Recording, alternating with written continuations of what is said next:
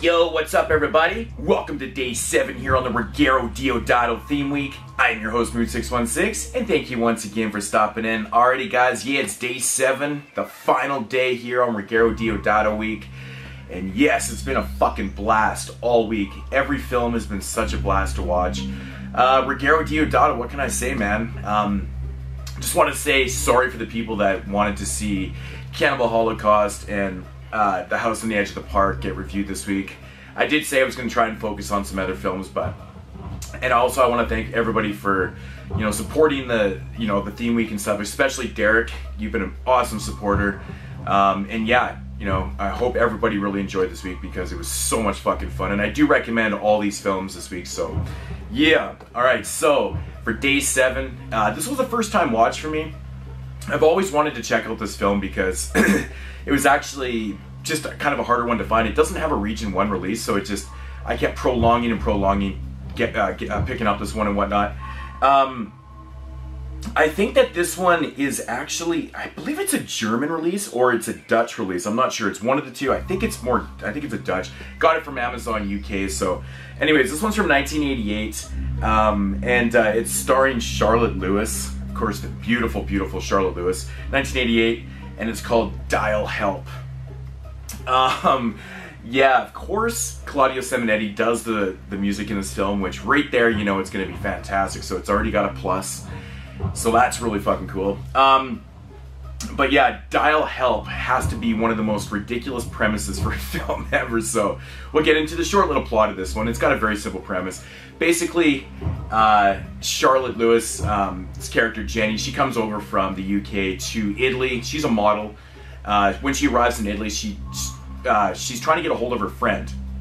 Anyway, she misdials the phone number and ultimately gets some random demon on the other line that ultimately, starts stalking her and also killing off everyone else that's around her and stuff like that. So that's basically what the premise of the film is. She dials the wrong number, starts being stalked by this evil demonic operator on the opposite side. That's the whole premise right there. Now my thoughts on this one.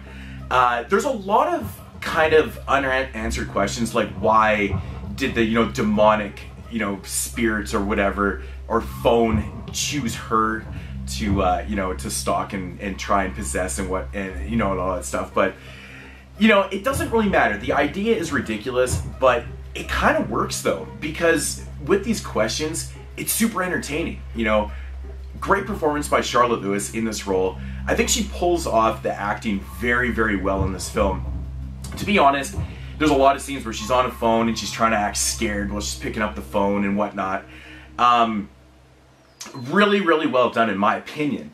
Like I said, you don't have really a lot to go on based on the ridiculous premise of the film. I mean, it's an evil spirit killing people through a phone. I mean, what are you going to do there, right? But, with that said, I think that there's a lot of pretty decent, scenes in this film too. Of course she's being stalked and everyone around her starts dying off. Like her best friend actually works for this telephone company. He ends up coming to his fate due to this and stuff. But there's some really cool scenes actually. She's running away from this demonic spirit in this underground train station, and I think it's actually pretty cool. Kind of creepy at times actually. Claudio Simonetti's score is really kind of haunting throughout those scenes. But like I said, man, this one right here has a stupid premise, and it's not for everybody. But with that said, if you can kind of get past the ridiculous premise of the film and just kind of roll with it, I thought the ending was pretty decent. I still think that there's a lot of unanswered questions in the film. But overall, not a bad flick. It kind of keeps you guessing, keeps you intrigued right towards the end. And as much as it could possibly do. Now, there's some really odd scenes in this film too. Like I said, it's her running around trying to figure out why this phone is trying to kill her throughout the film. Everyone's dying around her. And then there's this really odd scene where she's escaping, like I said, in this train in the subway. And all of a sudden she starts being stalked by this bum. And he ultimately grabs her and tries to rape her. And oddly enough, in this scene, the demonic phone line that was trying to kill her actually ends up saving her and killing off this this rapist. So there's a lot of weird things happening in this film that can kind of throw you off, and you're kind of leaning one way and you want to go the other. But I think it's intriguing, you know. You know, there's not really a whole lot to say about this one. I think Charlotte Lewis does, like I said, her acting is really, really good in this film. It's just surprising. There's a lot of like kind of foreshadowing scenes also that that are pretty obvious. It's not really Ruggero Deodato's best type filmmaking, but I think with the general idea of this film, I think it was executed decently. I just kind of wish that some of the questions that are being aroused in the film are actually answered. I didn't really care for like the end scene. It just seems like they're just, you know, it probably wouldn't quite go down like that, you know, just with the characters and how they're kind of reacting to things. But you know, there's some really cool scenes. It keeps kind of cutting back towards this room where this fan's going ape shit, and you got shit going all over the place. Now with this idea going into this film, I thought it was going to be, you know, kind of a, you know, more of a gory type, you know, thing, you know, having all of her friends die around her. I thought a lot of people were actually going to end up getting killed in this film. The body count's actually quite low, which is surprising. The gore is down to a minimal, but I have to say that the one death with the coins is actually pretty well done. It's pretty funny actually, maybe unintentionally funny. And that's another thing about this film that's quite interesting. It actually tries to play itself super serious. It's totally straight-faced, which kind of helps its charm a little bit, because like I said, the idea is retarded and it's trying to be overly serious and whatnot, but good stuff though. I really enjoyed it. It's not a great film, but I definitely recommend this one. I don't really want to say anything else about the film, give any other type of scenes and stuff like that away. So, but yeah, you know, if you're into like really dumb ideas and you know, just the whole premise of this film is laughable, but fun and charming. So I don't know, this is definitely one of those films that you would have to watch for yourself to judge, because a review like this probably isn't going to do it any justice.